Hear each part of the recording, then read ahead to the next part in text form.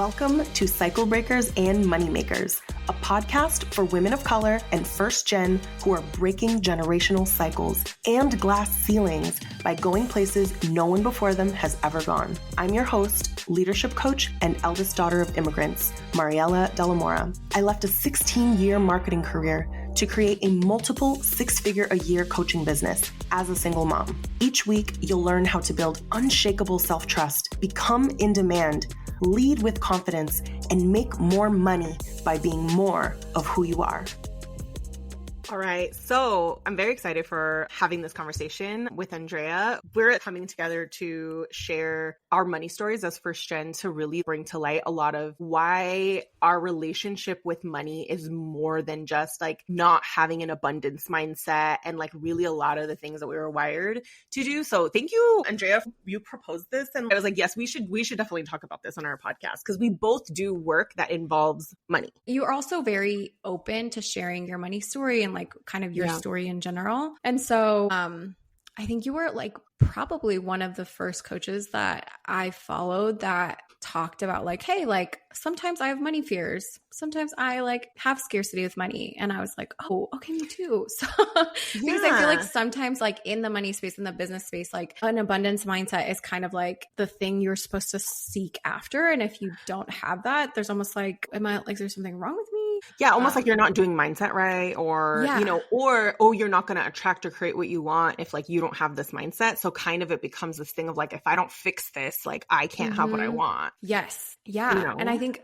I felt that a lot coming in like to being a money coach. I was like, oh, if I'm going to be talking about money, I have to quote unquote have it all figured out. So I can never be stressed with money. I think that as you said that about like, if I'm going to be a money coach, like I need to have like, you know, this mindset about money. I have found that I have had a hard time relating or feeling safe in spaces where like the difficulties weren't directly acknowledged, because then I feel like I'm just trying to like be a good student and like fix what, you know, what my mindset is versus someone being like, yeah, I literally like had this circumstance growing up where like this was a very real fear, or like my parent, you know, things that I've heard just growing up. Not all of this was like in my upbringing, but it's like you'll hear things in first gen households of like people moving money from one account to the other and like trying not to like get the lights shut off or like just different things like that, where it's like that just feels like more of a release. So for me, it's so funny because I actually feel like the first gen community like needs us to talk about our stories more openly so that they can feel like they can care, like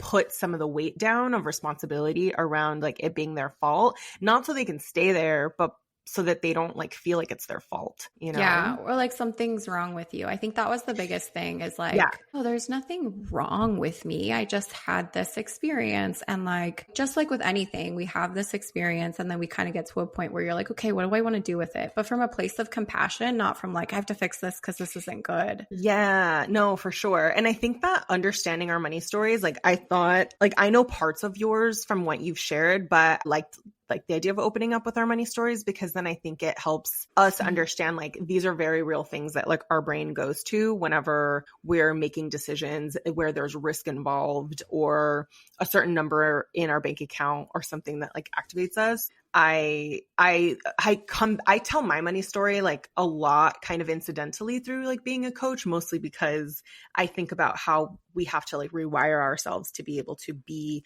entrepreneurs and investors, really, you know? Do you think should we start with just like, I want to know what yours was and I can tell you mine, because there's so many times I've told my story around being a daughter of immigrants, but like specifically the money aspects, honed in on those. When you hear, it's like mine is going to be different from yours, but they're very, very like when you will hear them, it's like, oh, that's very first gen, like when you hear it. And so I feel like it's very, like it could be very validating for somebody, even if like your story, like the person that's listening's story was different from mine. So yeah, let's go. Do you want to go first? Yeah.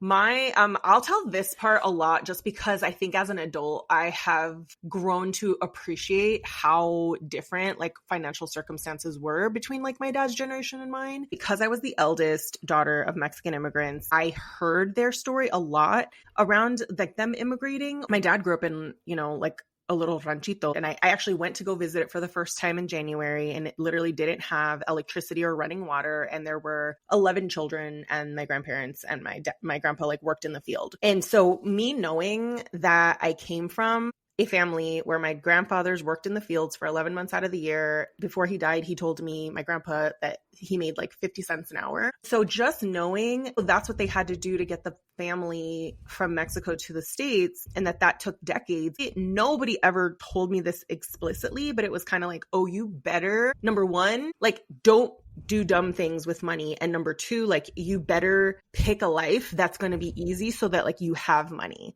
because we didn't have it. And so like, they didn't say that, but my parents were just like, you should pick a major in college that like, you know, you're going to make money, and like life is expensive and life is hard. I just remember them saying that a lot. And I remember them openly talking about being worried about money. Even though we always could pay the bills, we didn't have a lot extra, but it was like, we didn't go on vacations. I never got on a flight really until I was an adult. And they did buy a house. So like, I have the privilege of like, I grew up with my parents being homeowners, but they just had enough, you know, to like pay, like we didn't have anything extra, but like I heard them worry about money all the time. Or my dad like worrying about losing his job, and then they would talk about it in front of me. So like I subconsciously started like saving my allowance, like all of my allowance, and I would get like $1 a week back then, until my sister was born, and then they gave me like $5 a week. And like I was the child that like at 13 had like $525 saved up, and like I shouldn't have had that much because I didn't get given a lot of money, but I remember in the back of my mind being like, well, if my parents can't pay the mortgage, like so it was just a lot of that, of just like, I grew up with them worrying about money, me not asking for things because I knew they would be like, no tenemos dinero. Like, what do you want me to do? And being like, oh, that's irresponsible if I like ask for things. So I would just save, because I just felt like, what if they needed it and they didn't have it or something? And like, obviously looking back, that was probably looked at as like, oh, I'm so responsible, but it's like a child shouldn't worry about bills. So like, that was a big part of my money story, was just like, number one, being aware of the sacrifices and like how little they came from, you know, they didn't have anything. And my dad kind of being hungry and like having hand-me-downs from his siblings, and just like my grandpa's working in the fields, to them like worrying about money, to being like, life is hard, life is expensive. Like, you better make smart choices and save your money, you know? And that just stays with me still to this day when I think about how much, like, whether something is like a smart investment and parting with money, or even spending money on myself, because I never saw my mom like spend money on herself. She would like fix everything, sew everything, cook at home, cleaned. Like, it was a lot of like self-sacrifice. I think that was another part of my money story as well, is like witnessing mothers working really, really hard and not spending money on themselves, which is also like another thing that's hard to unlearn, because I think money became associated with like, it's for necessities or it's for saving. Yeah. You know? Yeah. No, for sure. I think that like, that was like one of the biggest things that I feel like noticed first. The question I'd ask myself always is like, is this necessary? Like whenever I bought something, and it was like, this isn't the right question. Like, very few things are necessary. Food, like really, like food, water, and a roof over your head, and like electricity or whatever is like necessary. Yeah. But so it was like and then when I realized like, this is not the right question. It's the question if it's like, the goal is to survive. True. That's true. And that's why they were asking themselves. Yeah. I think that's like, that's the biggest thing that I think for my story with money is like, it is rooted in like, money is like for surviving, and it's also for protection, which is like tied together, right? Yeah.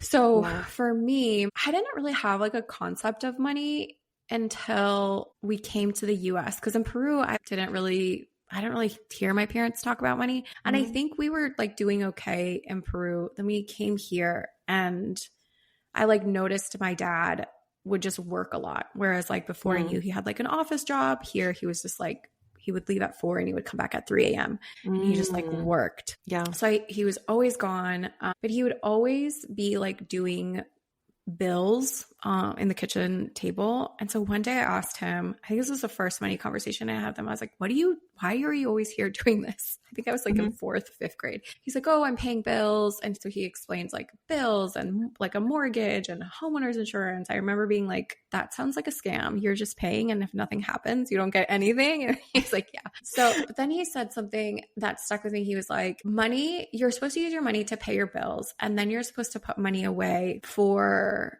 he called it plata de nadie. This is money that you don't touch. You just leave it. Nobody knows it's there. And then if something bad happens or if something catches you off guard, you have your plata de nadie. And I was like, oh, okay. So it's literally the only money conversation I have had up until that point. So like I took that and really internalized it. And I was like, money is for protecting myself. And so then whenever I would get something, I would just like save it. And I think I just like operated from that, like, you know, that one lesson. Similar to you, I was like 18. And from like when I started getting money until I was 18, I had about like $1,000, maybe $2,000. I got like $800 for my quince. And I was like, oh, I need to save this for college. It was very much like I need to like prepare. I need to have this ready. And again, yeah, same. It was like I was being really responsible. I was going to say that's a definitely, like, I think depending on your upbringing, like that's beyond a 15-year-old level of like what you would expect them to be like, I'm going to save this for college, you know, but like looking back, you're just like, oh, okay, I see that. Yeah. It was just kind of like no, like why would I use it to buy fun things when we need this for something like more important? So then I think that was like the beginning of like, there isn't enough for all the things. I have to like funnel it to like the most important thing and make sure that that's good first. Yeah. So yeah, that was like my like first kind of like money lesson that I kind of took with me until I was 22, 23. I think at that point I started making a little more and I was like, oh, okay, like I can spend a little more. And I was kind of in this like now my spending era, but I still like was a saver. I just kind of was like, oh yeah, like I'll get back to that. In that little time period, both my parents were diagnosed with cancer, like pretty back to back. My mom in January of 2018 and my dad in like March or April. And so instantly I was like, oh my gosh, my world is like just been flipped. Like I was like, are you guys going to be okay? Like, I had to go home and kind of help them with their treatment, going to like their appointments and all that. And at that point, my savings was like, I think at like 3,000, maybe definitely not more than 5,000.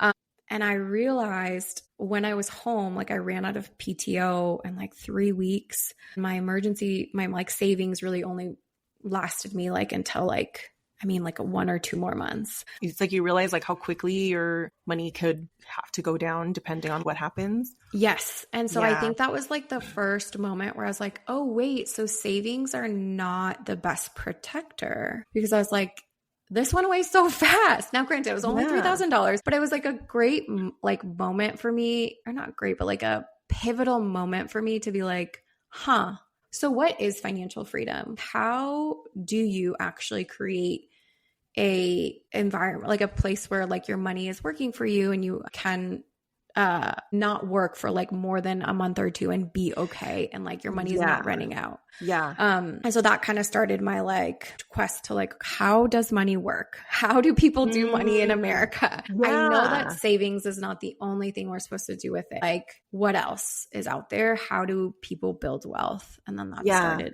in around 2019, 2020. Yeah. And it makes sense when you say that, like, when you save and you're operating on PTO and savings, it's like no matter what you save, it's not to say that it's never going to be enough, but like when you notice how quickly it can go, it's just like, okay, but this is actually not growing, which is such a different, you know, way of looking at money versus like if you have it invested and all of that. So I'm like, and I'll just say this about like investing. I didn't invest other than having a 401k at work until 2023, which is wild to think about because I wanted to invest before, but it felt like it was so complicated that I needed to learn something that I didn't know. But I also felt like in my money story too, like I had a traumatic thing happen kind of where I like lost all of my savings. And it was because I had gone through a divorce and I was living overseas at the time in London. And so between moving there and then having to cover the cost sometimes when he would like lose his job and things, and then going through a divorce and having to move all my stuff back, and then having to fund my own maternity leave because there was no maternity leave because I had to become a contractor for the UK company I was working for. So it's kind of like, that wasn't, granted, that was like a hard thing that I went through, but like it all happened in the span of a few months of like divorce, overseas move, no income for several months while you're having a baby. And then like all of a sudden, something that felt like it was a very big nest egg of really at the time, it was like $25,000 wasn't enough to carry me through that season. So it really made me think of like, okay, I don't know if I'm going to like stay in the workforce and just save money. Like there has to be something else. So kind of like different situation. I had a similar like epiphany around like there has to be something else other than me relying on money that I had in savings for years and now it's gone. Like, yeah, no. like you spend so much time like saving it and protecting it and, you know, just kind of making sure you don't use your savings, quote unquote. And then it's like, when it's time to use it, one, it's like hard. I feel like a lot of times, like, well, I have clients who will be like, well,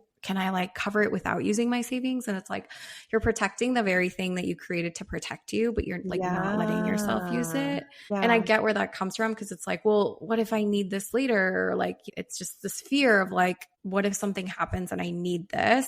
And I think I like got to a place where it's like something did happen and I did need this. And I realized there's actually a better vehicle to support me. Yeah. It makes sense also that it's very hard to part with savings when you are like, wow, it costs me so much to put this money in here because you put it in through like a fixed paycheck and then it hasn't been growing and, you know, all the things. So it's kind of like, that's hard when you look at it like I am actually taking away something that I worked really hard. And it's not to say like with investing, it's not, or with other paths, it's not, but it's almost like it's a limited source. And I think that as soon as you know that it's like a limited source, you're just like, if I take it away from here, like I'm actually like less protected, you know? Yeah. Sort of like how you said around like using money as protection. Tied to your safety. And if it's tied to your safety, you're not going to want to use it ever. But then it's like, that's the point of having that, like, you know, safety net to catch you if something were to happen. Yeah. Yeah. What happened from that point on for you as far as being like, okay, this is what I saw and this is like what I experienced. And now like having your money, like seeing how quickly it could get wiped out and you started to learn, like what happened while you were doing that? Because I know with me, I didn't go into investing first. I basically ventured into trying entrepreneurship way before I ever had a business, but I started to like take courses of like Marie Forleo's like B School in like 2017 after my daughter was born and already thinking of like, how can I monetize what I know? So I feel like that's where I went to first, but I had a lot of thoughts about like it being risky and like me leaving behind if I was ever going to leave my job, like how irresponsible that would be and me being a mom and how I couldn't do it. So I faced a lot. Like, I feel like for me, the things that I faced were around me leaving my job because I feel like that was the first decision I made versus like investing. But I kind of knew years before I did it that I was probably going to like leave the workforce and everything in me was like, you're irresponsible. Like, why would you do that? But I'm curious what was your journey at that point? And like, what were the things that you were facing at the time that was like the opposite of what you learned? Yeah. So I think for me, the biggest thing after like, my parents are both good. They both like went through their treatments and they were at a place where they're like, okay, we're good. I was like, all right, I'm going back to work. I think I came back to work and I was like, I need to do something. Because at the same time, I saw them navigate their treatments because they had bought 2 real estate investment properties and during like the time where everyone was buying and it was just like a time for that. And then those 2 have like been cash flowing and like it's their retirement now. So I got to see, oh wow, like your runway like doesn't run out and mine ran out in like 2 months. Oh. I went back home. I was like, you guys are good. I'm going to go back home. I need to figure out that for me. Yeah. I hadn't really talked about money. Like the only money conversation that I had for my dad was like, you should save plata en nadie. And so I'm like, okay. But I was like, but clearly you guys have made wealth moves in your own ways, but we just haven't like really talked about, I mean, I knew they owned property, but I didn't know I didn't know it was their retirement plan when they bought it. I didn't know that was like, you know, so I think I just kind of found out like, oh, like a lot of things like clicked in that moment. Yeah. It's like maybe not stuff that they would have thought to tell you about or something, because I don't know. It's almost like the stuff that you get to like evaluate your parents' decisions like in a different lens later, because you don't always know like what they're doing until you're like an adult or you're able to just like ask different questions. So yeah, I think it just came from like we just didn't really talk about money. I mean, yeah, we didn't either, other than like, don't spend it. Or like, do you really need it? Yes. And money is hard to earn and things like that. It's like those cliches that I feel like a lot of times get like passed in households, Christian households, but you never have a conversation where you're like, hey, like this is like even the conversation we're having now, this is my money story. This is what I learned. This is what I hope for you. This is the things that I did that, you know, maybe I wish I would have done differently. Those types of like actually helpful conversations don't really happen because I think it all kind of just comes out as like save or like one-liners. And then we're like putting them together. But there's no context in it either, other than the context. I know for me, the only context was like, you know, life is expensive. So like, and that they didn't want me to struggle like they struggled. And it's like, that's kind of enough. I think at a certain age, I'm like, okay, yeah, got it. But then you don't really know like what that means. And then granted, I would grow up hearing, we don't have money, but they made sure to buy property like early on when even if most of their salary was going to it because they were already thinking like, okay, how can I make sure that we're buying property so that our daughters could have, you know, like we could have something to pass on. So I think my dad was earning like $11 an hour. Granted, this was the 80s. My mom told me like she had like $6,000 going into it and she was making like $3 an hour. And it's like a miracle now that I look at it. And so I think I saw that and I was like, oh, I have a really high bar to meet as far as two parents who graduated high school but didn't earn a lot and then they happened to still bought a house. So it was like, okay, I get it. I remember us not spending money. So that's what I have to like make sure to do better than that, you know? Interesting. Yeah. Okay. So I had a similar realization because I was like, okay, I'm coming back home from like being with my parents. And I had the same, like, you guys came here when you were in your 30s and 40s. And you bought real estate. What am I doing? Right. Yeah. And just like this like pressure of like, oh, wow. Okay. Well, if you did that, I have to like do way better. Let me try and figure it out. Cause I literally have $3,000 in savings, right? Yeah. I felt like by comparison, I was like not doing as well as they were because I was like, wait, but then I went in and like was making more money than they were, but somehow they were able to like make it work. And I feel like there's lots of reasons why that was true. Partially it was that we literally didn't spend money on anything other than like the mortgage and food and everything was like as cheap as possible. But also like the market was also very different when they bought in 1983 Francisco than it is now in terms of what it takes and depending on different markets. So it was like not an apples to apples comparison, but I also didn't want to sign myself up necessarily for a life where it was like, don't do anything fun outside of just paying your bills. I so am grateful. It's so hard to be so grateful that they did that and also be like, okay, but they're saying they don't want me to have that like struggle. So like, what's the line between they don't want me to struggle and like having fun, you know, like enjoying my money and like being responsible. There's just so much there of like, who am I doing this for? And like, what do I want to actually repeat? Like, what do I want to take with me, you know? But yeah. To answer your question, sorry, with going home, I realized like, okay, they built their wealth through real estate. And I was like, I'm starting like from zero. Like at this point, I don't have 15, 25, 40,000 to put down on a down payment. Like, I don't even, you know, I was just like, that feels really overwhelming. Let me just explore like the stock market.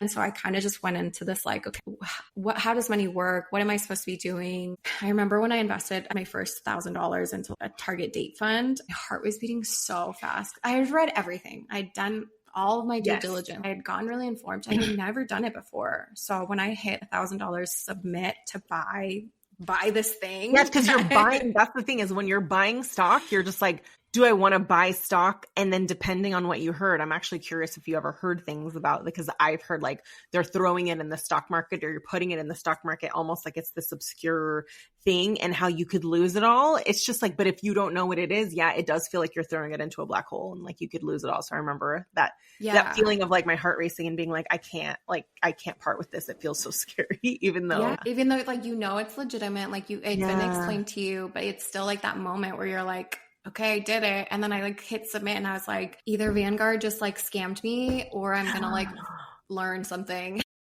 Oh my God.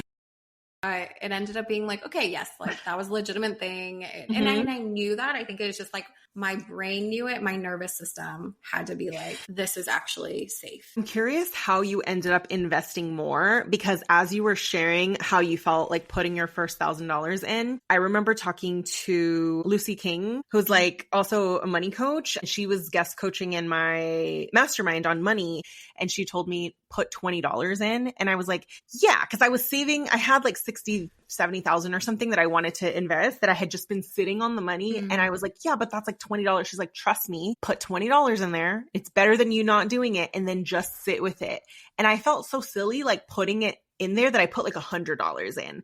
And then I watched it for like a few days, and just something about me watching it. Then I put like $1,000 in, then I put $5,000 in, then I put $10,000 in, and then I like sat there for a bit, and then I put everything in. But it's funny because it took another like first gen money coach to tell me to put $20 in. Nobody else had told me it, like understood that it was going to scare me to put my money in, to just tell me acclimate your nervous system by putting $20 in. And it felt like the silliest thing. And in retrospect, I'm so grateful, because that's what helped me get it out of savings, even though it had been sitting in savings for years and I had tried multiple times. I even joined, like, it was a white woman's like coaching program on building wealth, and I never transferred the money. So it was missing the safety piece. Yes. Yeah, that's the biggest component. Even with a high yield savings account, a lot of my clients will like, just even being separated from your money can feel a little like, wait, I can't just drive down the street and like. And then it's just the whole thing of like, wait a minute, but then what if I need it? Those are the things where I was like, why did my body have such a big reaction to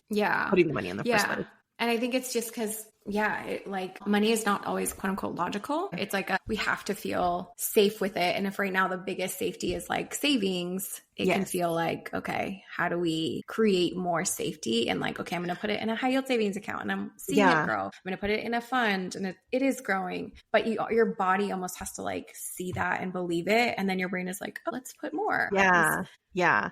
That's what happened with me with like putting it in, and then like just seeing it go up, what that did to my body to go back and just be like, oh, I made money and I did nothing but put the money in. I started multiplying it by the amount of savings I had, and was just like, there was almost grief. There was grief for me of the years that I quote unquote lost, of where I tried to invest when my daughter was like newborn. I remember talking to one of my friend's stepdad's friend who was a financial advisor. Yeah. And I remember them telling me, you have less money than our typical clients, but you're so-and-so's friend. We're happy to like take you on. And I felt like I was so out of my league that I didn't do it. And I remember thinking that was the first time I tried. And that was probably like 2018. And I didn't do it. And it's like, I grieved all the years because I felt inadequate. And I didn't understand how it worked, and I didn't want to hand my money over to someone that was going to invest it for me without me knowing how it was going to work. And one thing I would say to anybody listening is like, just start now. Like I started in my 40s.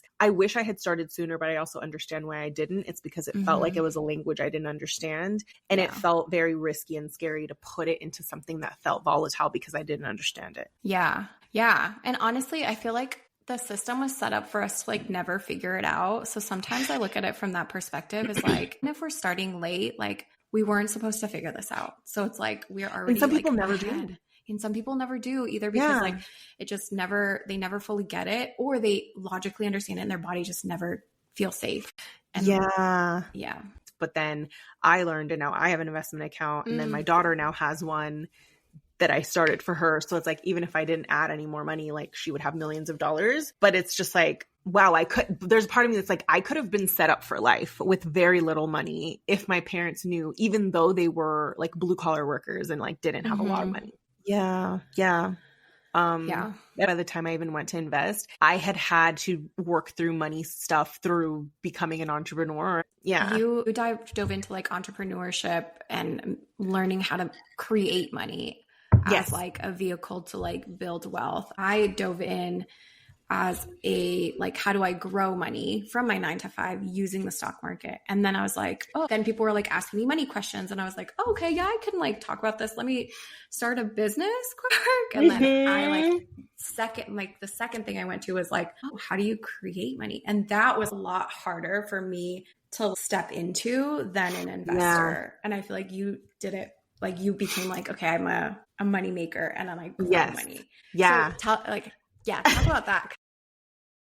backwards, I think there were a couple things that made it where it kind of had to shake my foundation a little bit. And I know that this isn't the case for everybody, but because my foundation around work really hard, climb the ladder, save your money, put your money in a 401k, like max out your 401k, and buy a house had been broken. Somehow, like all of those things had cracks in their foundation for me that I kind of had no choice but to ask myself a different question. And that's because I got divorced twice. So it's like so part of that was like I ended up worse financially in those marriages. And then afterwards, it's like I had to recover my money. So it's like the marriage marriage in itself doesn't make you more financially stable necessarily. So I feel like, okay, there was like choices there. Then it was, okay, I did climb the ladder and I did make the money. But then I saw how like my life was being chipped away because there was no way that I could have like a chill job. It was kind of like a massive level of responsibility all the time and kind of like helping to grow somebody else's business. So then I saw it was like, okay, that's true. Yes, I will make more money. I'm here now, but I'm finding myself working all the time and companies that were like, oh, well, you don't need to, but also, yes, we will allow you to like email us at 11 p.m. on a Sunday. It's just like such a responsibility. So I feel like that started to crack of like, is it just yes, the job will make you money, but also cost of living is so expensive. So that broke it. And then I think getting to a point where after my second divorce, starting over financially and like basically funding my own maternity leave, all of that, I was just like, there has to be another way. So I think that's what happened first. I had to almost take job savings off of a pedestal a little bit and really look at like, what do I want that is beyond money? And the reason what I looked at was number one, looking at how here in the Bay Area, a 20K salary doesn't actually get you that far. You still can't buy a house off of that. And so I just kind of had to be like, I see where I'm at. I still can't have what I want. So, and I know what that salary is going to be. It's not going to magically be like double. I know what I'm worth in the market and it's a lot, but like, it's not enough. It's not enough. And if I were to leave the Bay Area, I wouldn't get this salary because it's just an inflated salary because it's an expensive place. And I just remember thinking, I feel so not successful for somebody with 2 master's degrees and like a multiple 6-figure salary. Like, I hate this. Like, I was just like, this is like bullshit. And I just feel like there has to be another way that doesn't cost me to feel like I'm spending more to make more. And then I have to be away from my daughter because I'm on a shuttle to Silicon Valley to do my job and then come back and like somebody else has to raise her. Like, it just felt like this can't be it. So that's really what it is, was I started to look at how can I make money with what I know and who can teach me how to make money with what I know. And I was prepared for the trade-off of making less so that I could eventually make at least the same, if not more, but get my time back because that was really important to me. So I started that journey of who can teach me how to make money with what I already know. And then I invested in Marie Forleo's B School and my brain changed to think about how can I make money with what I know. Yeah. It's so interesting because I think when you were describing like where you were at, most people would be like, you did it. You reached the American dream. Like you had this multiple 6-figure salary. You're like thriving in this like society that we, have, but you were like, no, like actually I want more than like this like creation of this American dream. And I think it's like what ultimately we all want is just like, can I use my time in the way that I want to? I went home. This little tangent. I went home 2 weeks ago. My dad's retired. I don't know what we were talking about. And I was like, yeah, Dad, just let us know and like, we'll figure out a date. And he's like, you let me know. And then he said, yo soy el dueño de mi tiempo. And I was like, oh my gosh, Dad, like I'm the owner of my time. Yeah. And I was like, wow, like that really, like, I think that's ultimately what we all want. Like I want to own my time. And I think for you, you had like that moment where you were like, I know that I can make the money, but I want to make the money and I want to have the time and I can't do this in this system. So let me create it. Yeah. I think the turning point for me was that when I was going to finally leave my UK-based job, when I moved back to California, I was a contractor because I couldn't be an employee. And I remember interviewing for jobs at tech companies and getting to like final stages. And I remember asking them all, hey, my daughter's drop off is at 8:30 for daycare. And then pickup is like at between 4 and 4:30, that means I really can only be in the office from 10 to 2:30. Is that okay? And nobody gave me like an absolutely. They were just like, oh, well, I don't know. Like you would have to talk to so-and-so. And I just remember being like, so I would literally have to pay someone to pick my daughter up from daycare, take care of her. That's where I realized there is a trade-off, because nobody is saying like it wasn't built for me. And also working from home was like not a thing back then. So it really truly was like, I have to choose between the salary and like being present with my baby. Otherwise, I don't know that I would have asked myself that question. And I think growing up seeing like my dad was always working because he had to. And so it's like we would see him for like an hour a day before he had to go to bed, that I just was like, okay, I know my parents want more for me, but is it just more money, or is it that I actually get to witness my daughter growing up instead of just coming home to tuck her in? At that point, you started your business. And then how did you make the switch to like, I can create money? Because the what actually changed my brain was I joined a program that had a community attached to it. It was a Tony Robbins program. It used to be called like Knowledge Broker Blueprint. So I think it was when I made this investment, I paid $2,000 for that program, which was like so much money for me in my mind. Like I had the $2,000 because I had resaved. So technically like the 2,000 wasn't gonna take me out. I was living with my parents at the time. Like my daughter was 3, but $2,000 in the grand scheme of things was like nuts for me to spend on something that had no guaranteed outcome. But I remember spending that $2,000 and like getting into that Facebook group. And there were so many people in that Facebook group also asking themselves the same questions, or being like, yeah, I just put out a digital offer and people bought it. And there was just something in my brain that was like, this is the place that I need to be. Like, I just need to be in a place where other people are asking themselves the same questions. And then from that point on, I think it's just like, I just protected that little like dream in my head of like, I don't know what this is going to be, but I know that I need to be where other people are also asking themselves similar questions. Then the $2,000 investment in the program didn't seem as crazy, but I didn't tell anybody that I was doing it. I made several more $2,000 investments that year in 2019, and I didn't tell anybody because I just was like, I don't expect anybody to understand, I don't know what this is going to be yet. So until I know what it's going to be, I'm just going to make these investments and keep surrounding myself with other people that are in this same journey. And then every day it felt like I was creating this alternate universe in my mind until I finally started coaching. But I think that every investment after that was like a no-brainer, because I was just like, no, I know I'm learning. Even though I didn't make money right away, it was kind of like, I'm a different person. And I believe that there's no way I'm not going to make money with what I'm learning until you finally like make your first dollar, which I still remember my first client. It was like a $1,000 client. And I just was like, oh my gosh, I did it. Yes. Yeah. It was crazy. I remember I sent out a contract like the evening, and then I was like, okay. I woke up the next day and it was like PayPal $9.99, and I was like, oh, that's $1,000 first client. How was that for you with like, did you have to make like investments? Cause I was like, what was your first investment in yourself in that way? And like, what was it like for you? Because I know that for some people who have never invested in themselves in that way, it can feel like, what the heck is this? Yeah. Yeah. So my first investment was Sabrina Phillip baby launch course. I remember Sabrina Phillip. She was my first like, oh, like, who are you? What is this? Yeah. And it's the same thing, like talking about business and then like marketing. And so I was just like, she had like a challenge, a weekly challenge. And I was like, oh, I'm not going to buy, but I'm going to come to like every single challenge day. And then by Thursday or Friday, I was like, oh my gosh, like I want to buy this. And it was 1,800. So around the 2K price point. But I remember I logged in on Monday to like see what it was. And I was like, oh, that's crazy. I would never pay that much. And then literally 4 days later, I was like, that I was going to say, what do you think helped you make that from like before, like something is crazy, like it feels crazy because it does based on what you've done before, but then actually deciding, like, what do you think helped you make that decision? I think she just talked to like, almost kind of like you protected that dream. I think I like hid that dream, and I was like, no, I can know this. I'm just interested in business and entrepreneurship, but like as like a subject matter, I think I like was very much like can I have a business? No.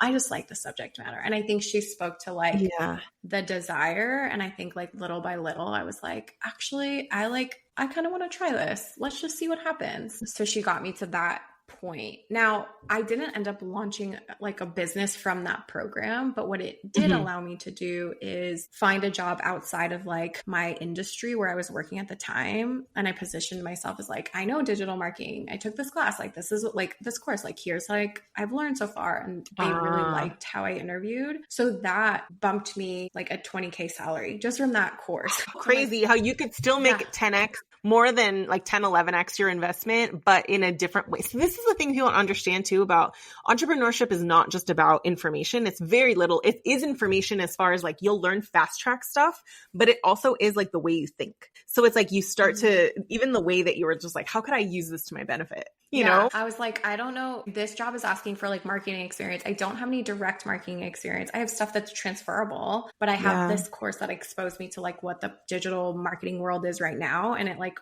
positioned me to like have them be like, yeah, you can do it. That was like, whoa, I can't believe that worked. So that was my first investment. And then my second investment was actually like $1,000 group program. And I didn't show up to any calls. And I think I just like impulse bought it. I like hype bought it. And I was like, this is it. And I like shamed myself so much for it.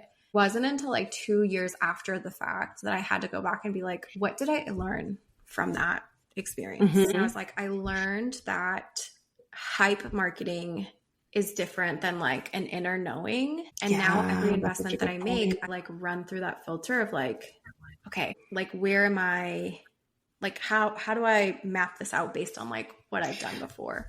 That's such a good learning lesson. And we've all, I don't know that any of us go through entrepreneurship without having like some sort of like a hype purchase, but I think that the slowing down, I've noticed like over the years, my decision-making process has slowed down, and I used to kind of think, because I moved very quickly for like a really long time, but I think now I'm just like, what is it that I actually want? Like, what do I want and need next versus having somebody come and tell me what that should be? Because it's very easy to just be like, yeah, like I want that. And it's like, no, but truthfully, like, what do you actually need next? And is it going to give me that? Because if you don't actually know what you want or need, and then you buy something, it's very unlikely that you're going to get what you need.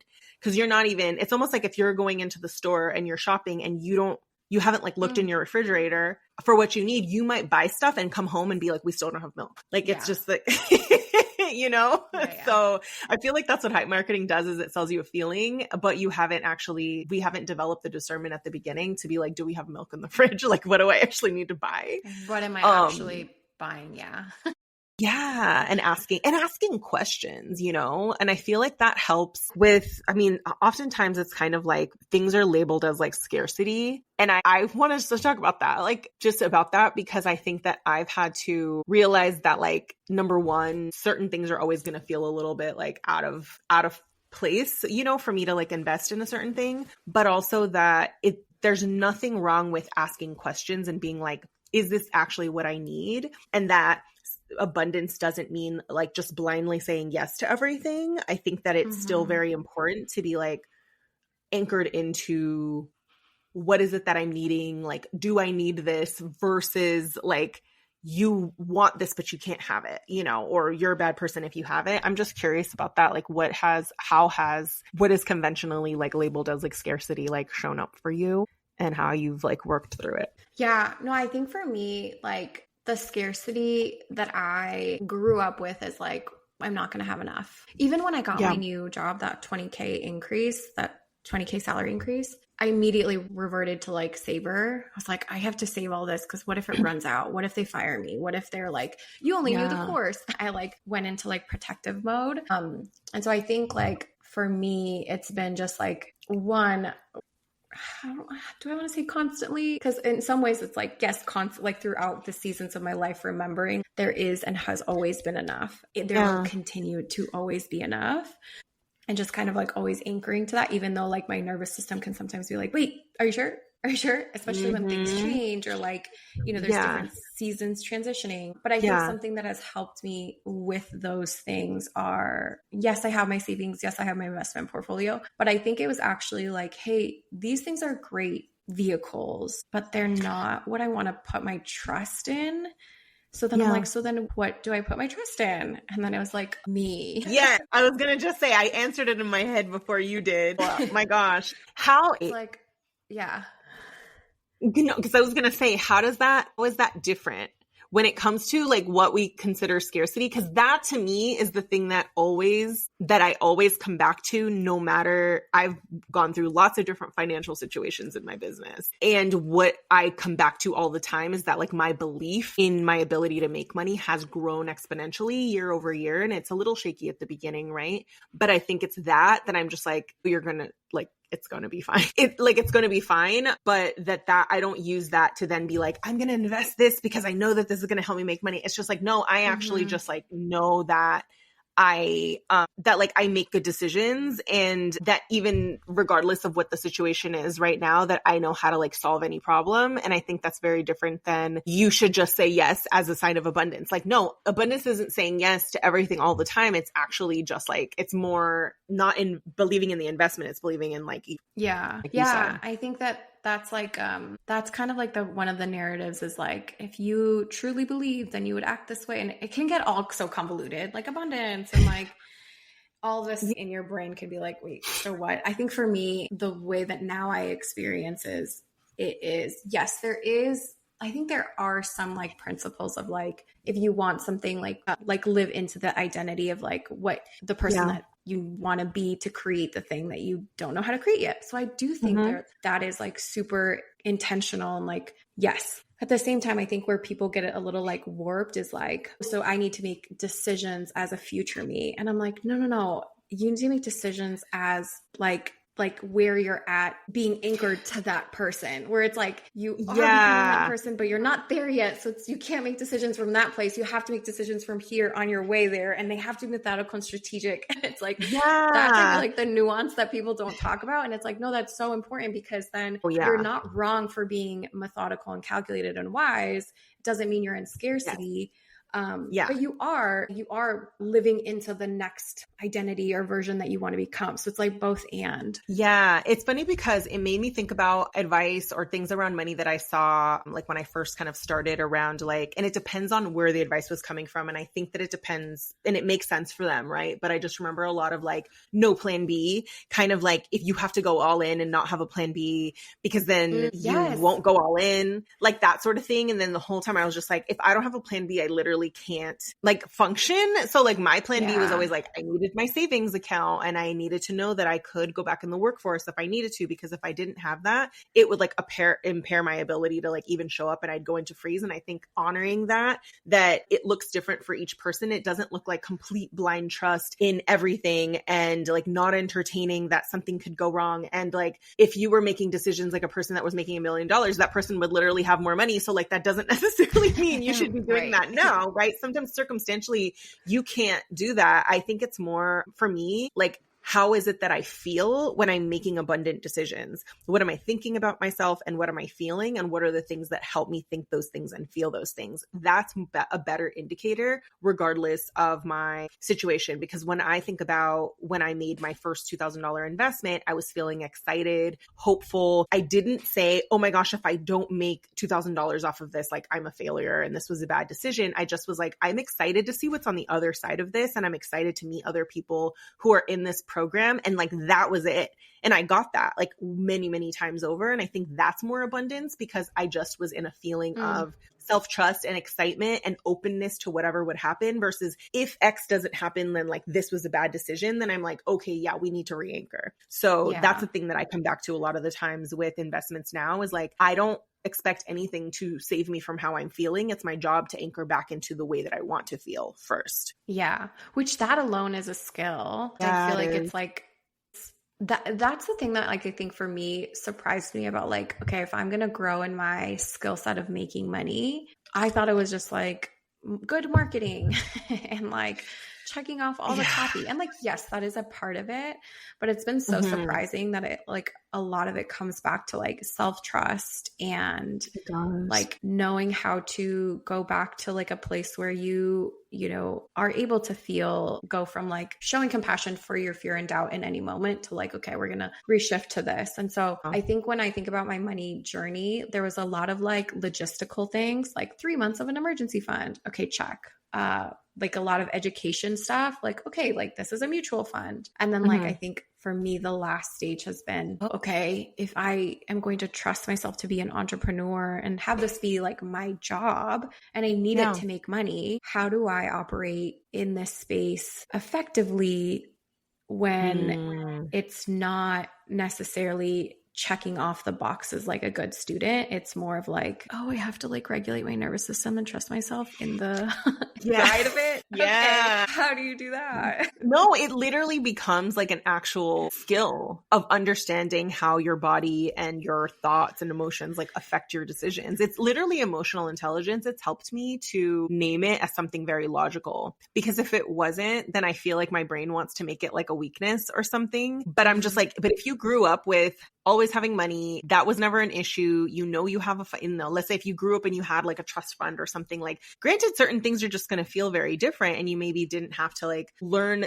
that skill in that way, but you'd have to learn it in another one. But I think like us understanding like how our past affects our present, and then like how to work through like feelings of, you know, your body closing up and anxiety or whatever in your body, like it's so important, because sometimes it is giving you a signal. And other times it's just saying, hey, this reminds us of another time and we don't feel safe. Like, is this a good decision? You know, or like, are we safe?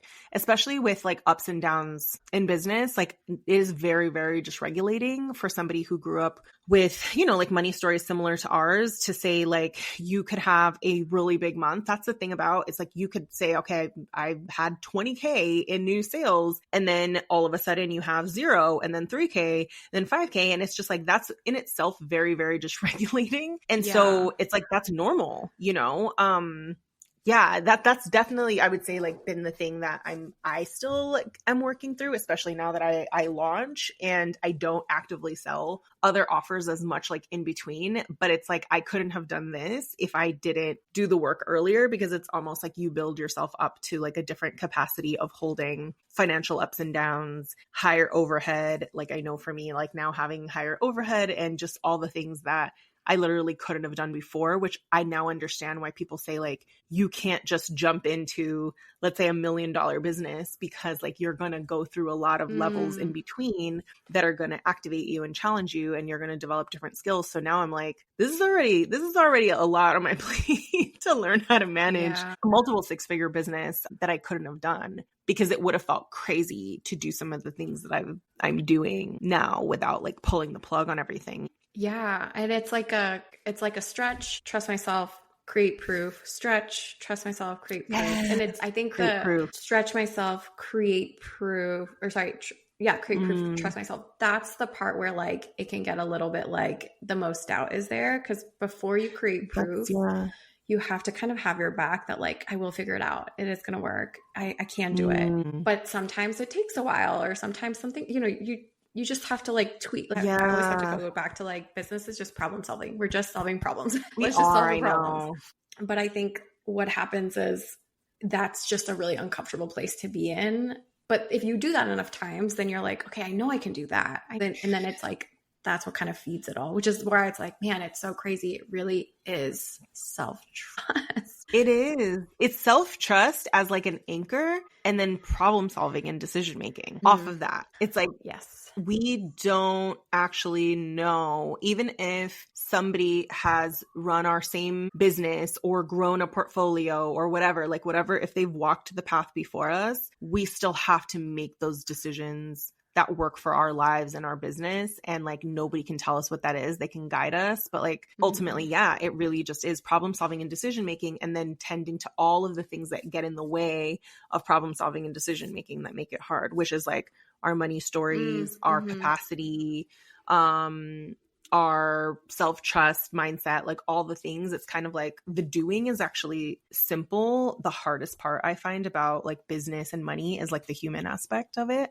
It's kind of beautiful, but I'm like, the human aspect is the most complex part. But I think us understanding, we have to understand ourselves to such a deep degree to be able to do this in a way that you wouldn't have to understand yourself to this degree. I think if you were just in a job and you had a 401k, because it would kind of just be like, you don't have to revisit a different version of yourself like every day. But in entrepreneurship, you're kind of like every month is like a mirror depending on what's happening or not happening, Yeah. So it really is that. You'd pose this question, and like when we talked about this episode around like, where are we now and what's next for our money mindset, like growth. What do you think that is for you? If you think of like where you've grown, you know how like we're almost at like different, not to say levels, but it's just like there's always like a new challenge that feels very present. Yeah. So I think for me, I now believe I can create money. I think where I feel like that. What's helped you figure that out? Like, what are the things where you're like, I know how to create money? Like, because you were talking about evidence earlier. Like, what helps you believe that you know how to create money? So I've made money in my business ever since I started it. So I'm like, okay, I know how to make some money. And then I'm like, okay, every year I've made more. So then I'm like, I know how to make at least this much money, right? So I think I just kind of like have looked at the patterns. And then I feel like I've gone through, okay, maybe that was like a 0 sales month, but like over a 6-month period, I've made this. Over a 12-month period, I've made this. Last year I made my first, just kind of looking, not necessarily month to month, but like at the bird's eye view. Last year I made my first 6 figures, which was like so exciting. And I was like, so now I feel like when I doubt, like, do I know how to, I like have to be like, Andrea, like, Yeah. It's like you like quite literally have surpassed like the average. When you think about the average Latina owned small business or solopreneur business brings in $40K a year. So it's like when we think about 6 figures, it's just like, that's really exceptional when we think about it, like creating your own money. That's what I feel like I have to tell myself is like, you created this with your brain, your thoughts, your ideas, your like leadership, all like, you know what your brand doing. But I didn't have this level of like belief when I made $11,000 in 2019, right? I was like, I think I can make some. And so it was just like, year by year that grew. And I think now what I'm working on is like, I can not make money anytime I want, but I'm more in control of like what comes in and out. Whereas I feel like I know that I can make money and I know that it will come, but I'm still like in this, like over the course of a year, but I'm like, I want to know over the course of 2 months, and that's more of, and maybe that's more of like a control thing. And this is where I'm at, where it's like, maybe it's like, maybe it's not something that I need to control. Maybe it is okay to look. So I think that's like the space that I'm in now is like, okay, how do I still flow in this without trying to like control it as much and just, again, going back to trust. Yeah. You know what I hear in that is that almost like being a part of your money or your entrepreneurship and your money journey, to say your belief in knowing how to make money is there. But now it might be a question of like, what systems do I want to create to support this so that like you can never 100% control it, but it might make sense to just be like, okay, what systems around like what has worked? Why has it worked? What does like marketing look like? What do I want it to look like? Things like that, where it's just like, oh, what would help you with that belief even more? When it's like kind of based on like us, our decisions and stuff, but eventually you're kind of like, all right, well, like what would it look like for me to not just like rely on like my own coming up with stuff on the spot? You might just like need that, but without it being like, you're not still trusting yourself, because like you're still going to have to be the person who does it. So it's like, that makes sense, but it's just a different way. It's like a different way of operating. It's almost like a maturity, around like what is going to support my belief that I already have versus like how, what can like accurately predict, because it's like, you can't accurately predict, but you could support what's already working and what your beliefs already are. No, that makes sense. I think that because I had to go through a similar version of this when I stopped selling like one-on-one, which was very tied to like my individual energy and beliefs and thoughts. And eventually it had to be like, let me actually not do that, because the business needs a system. The business needs processes that a team can support. So now it's like what you kind of do eventually is if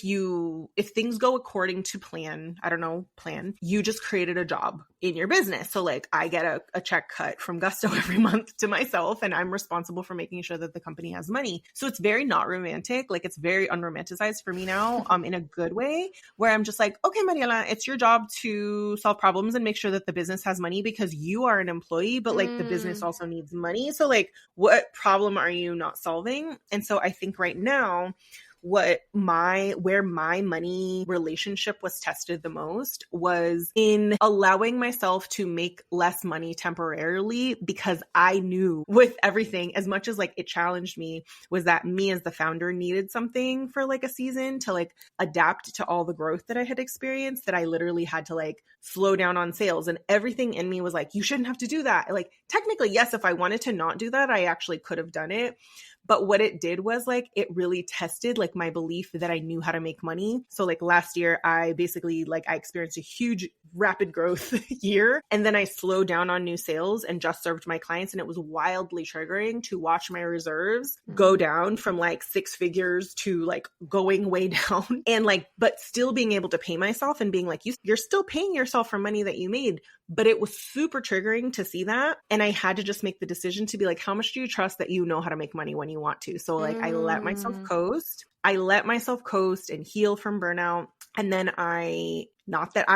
this absolutely could have not turned out this way. It just so happened that I was able to come back and have a 6-figure launch this quarter. I do not want to rely on that. It's still wildly triggering to my nervous system, but it's kind of like where I'm at now is really, really trusting that if I'm not, that I can make money whenever I want. I can't predict exactly how much it's going to be, but that means it's also safe for me to rest and give myself things that like I have probably needed for a really, really long time. So I'm kind of in a season of like spiritual and physical rest, followed by like push. And that's very hard when everything in my safety wants to see brand new sales coming in like every month. Yeah. And I've been resting and like, but don't you believe that you can make money when you want to? And I'm like, yes. So that's where I'm at. That's really been stretching me, is letting myself rest, not just from like last year, but I think for the whole lifetime of being hypervigilant and being a provider. But I know that the version of me that I'm becoming in this season is going to be like even more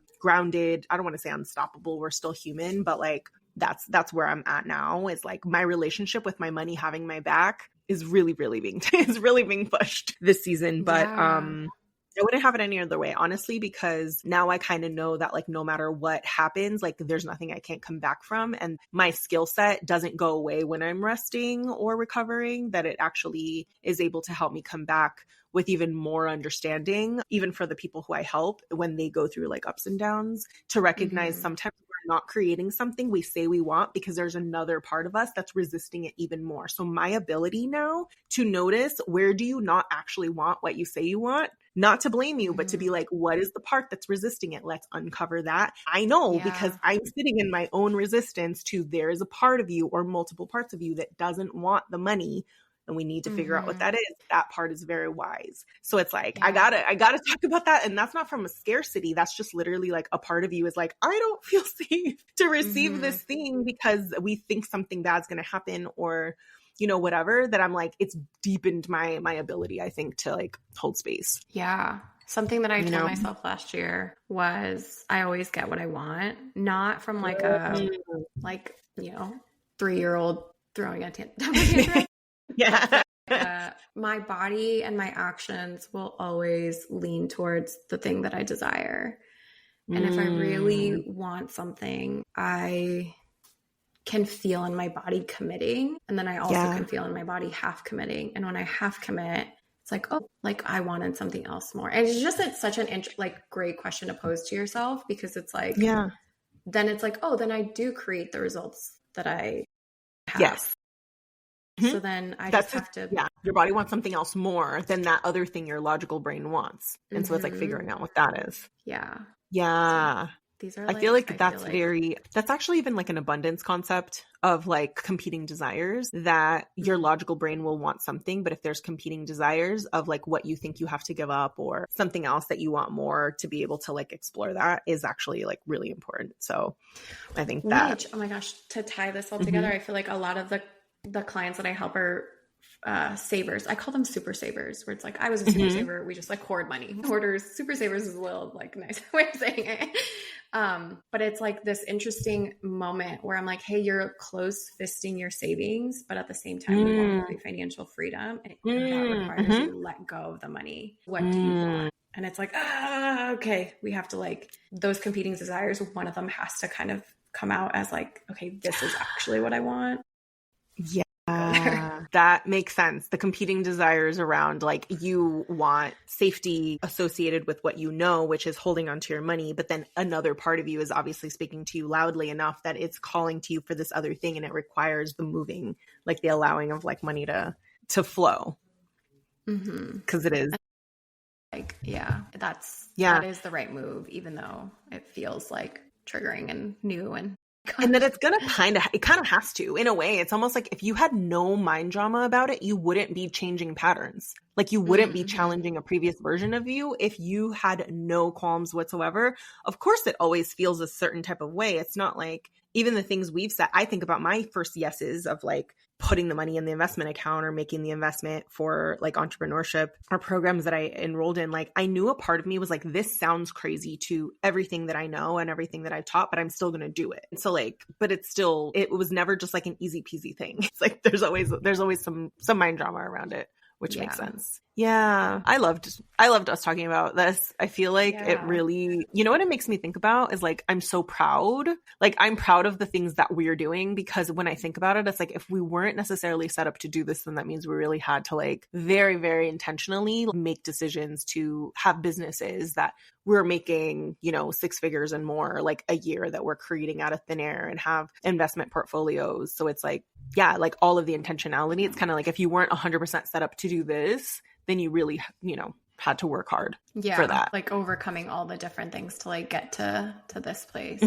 And it's when you were talking about how like I think what you said was your grandpa was making 50 cents an hour. Yep. Working in the fields. My dad, I mean, he was eventually able to get like a good job in Peru, but he started working at like 14, probably I don't know how much, but probably making not a lot. When you think about it, it's like, oh my gosh, like that really is like one generation removed. And now it's like, oh my gosh, money we're like able to make in the way with the lifestyle is like, I sometimes have to go back to like, yes, there is always more growth, and yes, there's like always bigger goals, but like this is huge. Like from one generation to the next, like this is a big leap. So yeah, it is like sometimes even you saying that is like, yeah, you're right. It is something to be proud of. It is. It's a huge, like, say we weren't set up to do this, not as like a knock on where we came from. We were set up to do this in the sense of like work ethic and valuing money and like things like that. But I think not set up to do this in terms of like the level of risk, the level of like investing in something you don't yet believe in, and that, you know, or can't fully see, and just, like the self-trust and all of that, and just like emotional exposure, to be honest. So for that, I think we're definitely like, that's what breaking patterns or just like surpassing that like really, really looks like. You know, it's kind of like being in skin that you've like outgrown, and now all of a sudden like, a part of you is going to feel exposed, but like we're learning to build new skill sets around it so that we don't always feel like as exposed, you know, and we couldn't have done it otherwise. So but I loved hearing more about just like where your story came, you know, your story and like what shaped it. And like, honestly, I just want to say, I mean, this is like for you, but it's for both of us and for anybody. It's like, I think having a first gen lens, this is why I think it is so important. Like I have just found it is such a unique, like there's just so much uniqueness around it that you don't see elsewhere. Like I've mostly coach daughters of immigrants and not just Latinas. And I've just found like the very pattern of like parents immigrating or them immigrating at a young age brings a lot of like these same concepts around like working hard, saving, things like that we have to work through. So the first gen lens is like so important. So I think if you ever can be anyone who's listening in a room that has a first gen lens, like it's going to help validate like so much for you that you felt alone in, or like you felt like was your fault or quote unquote wrong with you. But when in reality, you're actually just doing a really hard thing that you totally can do. But yeah, that's what I wanted to say around like the first gen lens. I feel like anytime we talk about first gen stories, we see a lot more commonalities than anything. Yeah, for sure. Well, thank you for having this conversation with me. Anybody, like I'm going to have all of your links in your show notes, but if you're listening to this on my podcast, it's Cycle Breakers and Moneymakers. And what's your podcast so they can come and like follow you and hang out in your world, like your IG and your podcast? Yeah, my Instagram is at building.gen.wealth. And then my podcast is called Latina Investors. I used to do an episode every week, but now I do like just a bunch sporadically throughout the month. Yeah. No like routine, but yeah, talk all about like first gen wealth building, investing, just like really understanding your money story to get to a point where you also feel comfortable being like a first gen wealth builder. Yes, I love that. And now we're making different decisions for like us and our kids too. So it's like, that's another beautiful thing. Like we learned all the things that we're learning now, and like our kids are going to have this very different, baseline, and it's going to continue with them. They're going to do stuff that we, wouldn't have even imagined in their lifetime too. So I'm excited for what we're building. So thank you, Andrea. It was so good having this chat with you. Yeah, thank you.